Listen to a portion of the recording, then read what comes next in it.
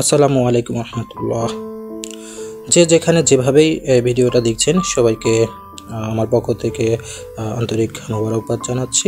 আজকের ভিডিওটা কোনো আনন্দের ভিডিও না বা কোনো প্রাকৃতিক দৃশ্যের আমি কোনো স্থির ছবি ধারণ করছি না। আজকের ভিডিওটা সম্পূর্ণ খুব দুঃখের হতে চলেছে, খুব মর্মান্তিক হতে চলেছে, কারণ আজকের ভিডিওটা আমি কভার করেছি একটা রোড অ্যাক্সিডেন্ট এর ঘটনা। যেটা আসলে এই রোড অ্যাক্সিডেন্টটা সড়ক দুর্ঘটনাটা ঘটেছে একেবারেই আমার অ্যাপার্টমেন্টের সাথে যে রোডটা চলে গেছে, আমার এই অ্যাপার্টমেন্টের সাথে যে রোডটা গিয়েছে এই রোডটা সাধারণত 3 way. So 3 way, that's why এই জায়গাটা একটা ক্রুশিয়াল পয়েন্ট। এখানে থেকে গাড়ি পাস করা, যাওয়া আসা এবং এখানকার যে স্পিড লিমিট সেটা 35 কিলোমিটার/আওয়ার। সো এই বেগে যখন একটা গাড়িকে সাইড বা যাওয়া ত্রিমুখী লাইন হওয়ার কারণে এইখানে প্রায় দুর্ঘটনা ঘটে এই জায়গাটাতে, এবং এই জায়গাটাতে দুর্ঘটনা খুব বাজেভাবেই হয়। এটা আজকের নতুন কোনো ঘটনা নয়, হয়তোবা আমার সুযোগ হয়েছে এটা কভার করার, যে কারণে আমি আপনাদের উদ্দেশ্যে, আমার সম্মানিত দর্শকের উদ্দেশ্যে আমি এই ভিডিওটা করেছি। যদিও এটা অনুচিত, কারণ মানুষের দুঃখের সময় তাদের পাশে গিয়ে দাঁড়ানো এটাই আমাদের হিউম্যানিটি, বাট সঙ্গত কারণেই আমি চেষ্টা করেছি যে এখানে যে ইউএসের যে সিকিউরিটি পলিসি, পুলিশ বলেন বা এখানে ফায়ার সার্ভিস বলেন বা অন্যান্য যে সমস্ত ফোর্স যারা অক্লান্ত পরিশ্রম করে যাচ্ছে তাদের দেশটাকে ডেভেলপমেন্ট করার জন্য, তারা অলমোস্ট ডেভেলপড একটা কান্ট্রি এবং অগ্রসরের একটা কান্ট্রি হচ্ছে ইউনাইটেড স্টেট অফ আমেরিকা। তারাই হচ্ছে বিশ্বের এখন মোড়ল যেটাকে বলা হয়। এই উন্নত দেশে আসলে কী ধরনের সেবা নাগরিকরা পাচ্ছে তাদের কাছ থেকে, সেটার একটা দৃষ্টান্ত ধরে রাখার জন্য মেনলি আমি এই ভিডিওটা আজকে কভার করেছি। আপনারা নিশ্চয়ই দেখতে পাচ্ছেন এখানে যে ঘটনাটা ঘটেছে, এখানে দেখেন র্যাকারটা নেমে যাচ্ছে। এই র্যাকার দিয়ে হচ্ছে যে গাড়িটা ক্লাইম করা হয়েছে, যে গাড়িটাকে, সেই গাড়িটাকে ওঠানোর চেষ্টা করছে। এবং এই যে গাড়িটা যেটা ক্লেম করা হয়েছে, আমি দেখানোর চেষ্টা করছি যে সাইডের কি অবস্থা। কিন্তু এখানে যে গাড়িটা আপনি দেখতে পাচ্ছেন যে এখানে ক্লেম করা হচ্ছে যে গাড়িটাকে উঠানো হচ্ছে র্যাকারে, হ্যাঁ, এই গাড়িটা সিলভার রঙের যে গাড়িটা, এই গাড়িটা মেইনলি হচ্ছে দুর্ঘটনার সম্মুখীন হয়েছে একটা কাভার্ড ভ্যানের সাথে। কি হয়েছে, এর সামনের অংশ পুরোটাই একেবারে দুমড়ে মুচড়ে গেছে। সঙ্গত কারণে যে ড্রাইভার ছিলেন, এখানে ড্রাইভ করছিলেন মূলত 2জন ব্যক্তি ছিলেন এই গাড়ির ভিতরে। আপনারা নিশ্চয়ই দেখতে পাচ্ছেন এখানে যে দাঁড়িয়ে আছে, আমি চেষ্টা করছি আপনাদেরকে দেখানোর। এই যে ফায়ার সার্ভিসের যে গাড়িটা, এর সামনে যে 2জন ব্যক্তি দাঁড়িয়ে আছেন, এখানে সিট কারও তাদের কাছে আছে। সো সঙ্গত কারণে সিট কার সাধারণত গাড়িতে দেওয়া থাকে যদি তাদের বাচ্চা থাকে। যদিও তাদের বাচ্চা আমি খেয়াল করি নাই, খুব সম্ভবত তারা হাজব্যান্ড ওয়াইফ হবেন। কোনো কারণে সন্ধ্যার সময় তারা আউটিংয়ে বেরিয়েছেন। সো একটা দুর্ঘটনার সম্মুখীন হয়েছে। একটা দুর্ঘটনা এখানে কিন্তু একটা গাড়ির জন্য সব দুর্ঘটনা, একটা গাড়ি যথেষ্ট কয়েকটা গাড়ির দুর্ঘটনার জন্য, কারণ এদের স্পিড লিমিটটা থাকে 35। আর আমি যেটা বোঝাতে চেয়েছি, 35-এর বেশি তারা যেতে পারবে না। এটা 30 থেকে 35-এর মধ্যেই থাকতে হবে। আপনি খুব বেশি কমেও আপনি গাড়ি চালাতে পারবেন না এই রুটে, এই রুট পারমিট আপনার নাই।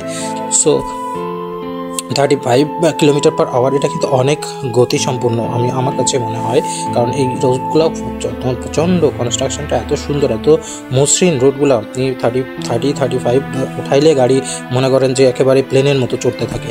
তো যাই হোক, এই গাড়িটা যে দুর্ঘটনা ঘটার পরে যেটা হয়েছে যে আপনারা এই সাইডে আপনারা খুব চেষ্টা করছি আমি, এই যে কালো রঙের যে গাড়িটা দেখতে পাচ্ছেন, এটা হয়তো কোনো কারণে তাদেরকে সাইড বা কোনো কারণে কিছু একটা দেওয়ার জন্য সে একেবারে লাগিয়ে দিয়েছে, কি কারেন্টের খুঁটির সাথে লাগিয়ে দিয়েছে। আর এখানে যে কারেন্টের খুঁটিগুলো দেখতে পাচ্ছেন, এগুলো সম্পূর্ণ কাঠের তৈরি। হ্যাঁ, এগুলো কাঠের তৈরি, যার সময় কী হয় যে এই সংঘর্ষের কারণে কারেন্টের এই যে খুঁটিটা ভেঙে পড়লে কিন্তু এখানে শর্ট সার্কিটের একটা বড় ধরনের দুর্ঘটনা ঘটার সম্ভাবনা রয়েছে। আপনারা ইতিমধ্যে ক্যালিফোর্নিয়া দেখেছেন যে দাবানলের যে প্রাদুর্ভাব বা তাদের যে দাবানলের যে দাপট, সেখানে কিন্তু সুন্দর সুন্দর লক্ষ লক্ষ মিলিয়ন অর্থের একটা বড় ধরনের ক্ষয়ক্ষতির সম্মুখীন হয়েছে, জানমালেরও অনেক বড় ধরনের ক্ষয়ক্ষতি হয়েছে। যে যাই হোক, এখানে আজকের যে দুর্ঘটনাটা ঘটেছে, এই দুর্ঘটনাতে আমি এখনও পর্যন্ত আমি স্টিল ওখানে দাঁড়িয়েছিলাম, কোনো ধরনের হতাহতের ঘটনা আমি শুনি নাই। তবে গাড়ি যে 3টা গাড়ি এখানে আক্রান্ত হয়েছে এবং সেগুলো খুব বাজেভাবে আক্রান্ত হয়েছে, এবং সেগুলোকে এখানকার যে সিকিউরিটি পলিসি আছে, সেই সিকিউরিটির যে পুলিশ বলেন, হাইওয়ে পুলিশ বলেন বা ফায়ার সার্ভিস বলেন, তারা দ্রুত এসে এই রাস্তাটাকে ক্লিয়ার করার যত সম্ভব চেষ্টা করছে। সর্বোচ্চ 10 মিনিটস ওনাদের সময় লেগেছে আমি দেখেছি। তো সর্বোচ্চ 10 মিনিটসের মধ্যেই মোটামুটি এটা ক্লিয়ার হয়ে যাবে। তো এই যে গাড়িটা সিলভার কালারের গাড়িটার একারে উঠে গেল, এই গাড়িটার সামনের অংশ পুরাটা একেবারেই ক্ষতিগ্রস্ত হয়েছে, মানে যেটা আনবিলিভেবল, যে হয়তো বা লাকিলি সৃষ্টিকর্তার অশেষ কৃপায় এই দুইজন ভদ্রলোক, একজন ভদ্র মহিলা, তারা প্রাণে বেঁচে ফিরেছেন। তো এইখানে প্রায় এই দুর্ঘটনাগুলো দেখা যায়। এবং এই যে কালো গাড়ি, যে গাড়িটা কারেন্টের খুঁটির সাথে লাগিয়ে দিয়েছে, যে সিগন্যাল দিচ্ছে, কালো রঙের গাড়িটা, এখানে এর সামনের অংশ ক্ষতিগ্রস্ত হয়েছে। এবং যে ভদ্র মহিলা গাড়িটা ড্রাইভ করছিলেন, আমি তাকে খুব জীবিত দেখেছি তাকে কোনো ধরনের ইনজুরি আমি প্রত্যক্ষ করি নাই।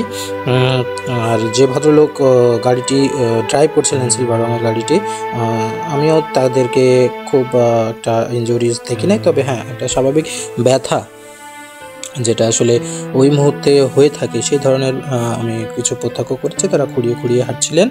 এবং একটা গুরুত্বপূর্ণ জিনিস যেটা আমার ভিডিও করার যে মূল উদ্দেশ্যের জায়গাটা, সেটা দেখেন তারা কতটা উন্নতভাবে কাজগুলো করে। একটা দুর্ঘটনা ঘটেছে, সাথে সাথেই কিন্তু ফায়ার সার্ভিস চলে আসে, তারপর হাইওয়ে পুলিশ চলে আসে, এখানকার সোশ্যাল সিকিউরিটি এবং স্থানীয় যে সিকিউরিটি, সবাই কিন্তু এখানে একত্রিত হয়েছে। এবং সবাই দেখেন সঙ্গত, সবাই সম্মিলিতভাবে এটা কাজ শুরু করে দিয়েছে। এবং যা ব্যবস্থা নেওয়ার প্রয়োজন, যে ধরনের প্রশাসনিক ব্যবস্থা নেওয়ার প্রয়োজন, তারা কিন্তু এখানে শুরু করে দিয়েছে। অলমোস্ট এই অন রোডের উপরেই তারা কিন্তু এগুলো কাজগুলো করে ফেলতেছে, কারণ তারা খুবই ফাস্ট। কারণ এই জায়গাটা এমন একটা জায়গা, এখানে যদি আপনি আটকে রাখেন 5 মিনিট, গাড়ির লাইন পড়ে যাবে চারিদিক দিয়ে। সো এই জায়গাটা যতটা সম্ভব দ্রুত এটাকে ওপেন করে দেওয়ার জন্য তারা একেবারে খুব ফোর্সলি, একেবারে খুব আগ্রহী হয়ে কাজ করছেন। মোটামুটি গাড়ি উঠে গেছে রেকারে, গাড়িটা নিয়ে চলে যাবে। একটু পর আপনারা দেখতে পাবেন গাড়িটা নিয়ে চলে যাওয়া হবে। এবং যারা ভিকটিম,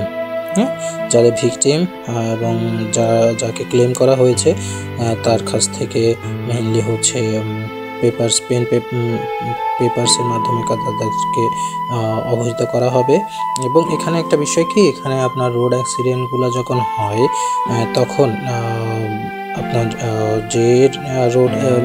যে গাড়িটি ধাক্কা দিয়েছে বা যে গাড়িটি আরেকটা গাড়িকে লাগিয়ে দিয়েছে বা দুর্ঘটনার সম্মুখীন হয়েছে, এবং যে ড্রাইভার থাকে, তার লাইসেন্স বাজেয়াপ্ত করা হয় এবং তাকে কিছু টেস্ট করা হয় ওই মুহূর্তে, যে তার শরীরে অ্যালকোহলের পরিমাণ কতটুকু ছিল, সে কি অ্যালকোহল নিয়ে বা ড্রাগ নিয়ে গাড়ি চালাচ্ছিল কিনা।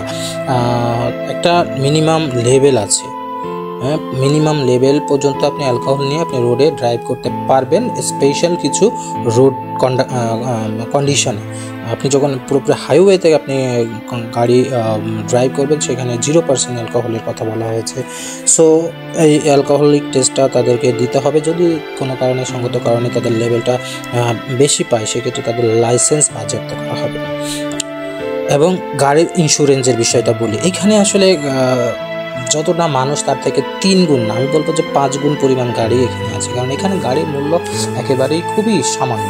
আপনি চিন্তা করতে পারেন, বাংলাদেশ প্রেক্ষাপটে যদি আমি কথা বলি, তাহলে বাংলাদেশে একটা মোটর বাইক কিনতে যে পরিমাণ টাকা প্রয়োজন, সেই পরিমাণ টাকা আপনার হলে আপনি এখানে একটা গাড়ি কিনতে পারবেন। তবে এইখানে গুরুত্বপূর্ণ বিষয় আপনি গাড়ি কিনলে যে আপনি গাড়ির থেকে এখানকার ইন্স্যুরেন্সটা ইম্পর্টেন্ট। প্রত্যেকটা গাড়ির কিন্তু ইন্স্যুরেন্স করতে হয়।